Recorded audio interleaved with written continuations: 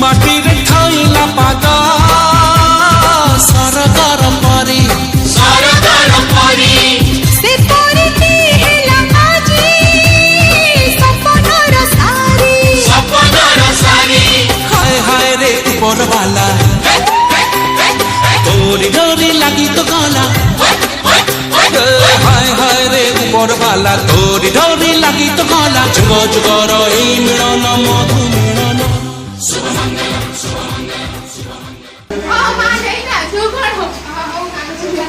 চালি রে তোর পদ্ম ফুটে হসরু ঝরে মহু আখি দুইটি নীল সাগর কথা তো কইলি কুহু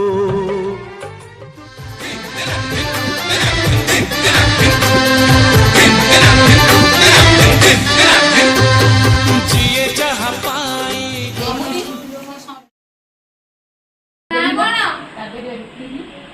ବାପା ନା କୋଉ ଯାଏ ପାଠ ପଢିଛୁ? ପ୍ଲସ୍ 3 କଣ ଚାଲିଛି ନା ସରିଗଲା? ରୋଷେଇ ଜାଣିଛୁ? କଣ କଣ ଜାଣିଛୁ ଟିକେ କହିଲୁ? ତତେ ପିଠା ପଣା ଆସିବ? ପିଠା ପଣା ଜାଣିଛୁ? ଡାଲମା ଜାଣିଛୁ କେମିତି ହଇ? ଚକୁଳି ଜାଣିଛୁ କେମିତି ହଇ? ଇନଷ୍ଟାଗ୍ରାମ ଆଇଡି ଅଛି କି ତୋର ମା? ନାଇଁ? ତାହେଲେ ଆଜିକାଲିର ପିଲା ଟିକେ ନୁହଁ ଆଉ। ହଉ ସମୁଦି ଆମ ପୁଅକୁ କଣ ପଚାର ଅଛି ପଚାର। ବା ତମ ନାଁ କଣ? ରାଘବ କୁମାର ନାୟକ। ଆଉ କଣ ମାସକୁ କେତେ ସାଲେରୀ କଣ ତ? 15,000। ଆଉ କଣ ଲୋକ କରିଛ କି? ସୁରଟରେ ସୁପରଭାଇଜର। କମ ଦେ। ହଉ ହଉ ପୁଅକୁ ଝିଅକୁ ଟିକେ ଏକାଠି ଛାଡିଆ।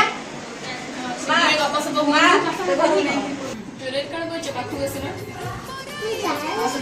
चोरा चाहानी दुई हृदय लेखा हेई गला गोटिए नुआ कहानी हाय हाय रे उपरवाला राजा तू रानी जिते देला हाय हाय हाय ସମୁଦି ମମି କହିଲା ହଁ ହେଲା।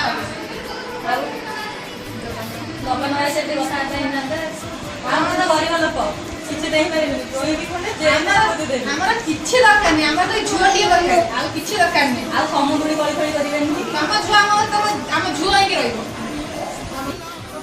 ଝୁଅ କଣ ଘରେ ରହିବ ନା ଆମ ସାଙ୍ଗେ ଯିବ ନା କଣ ବାହାଘର 8 ଦିନ ପରେ ଝୁଅ ତମର ଆମ ପୁଅ ସହ ପଳେଇବ। କଣ ଆମ ଘରକୁ ବୁଲିବାକୁ ଆସିବନି ଅଷ୍ଟମଙ୍ଗଳାରେ ଯାହା ଆମ ଓଡିଆ ସୀତା ରାମଙ୍କର ହବ ପୁଣି ବାହାଘର जुग जुग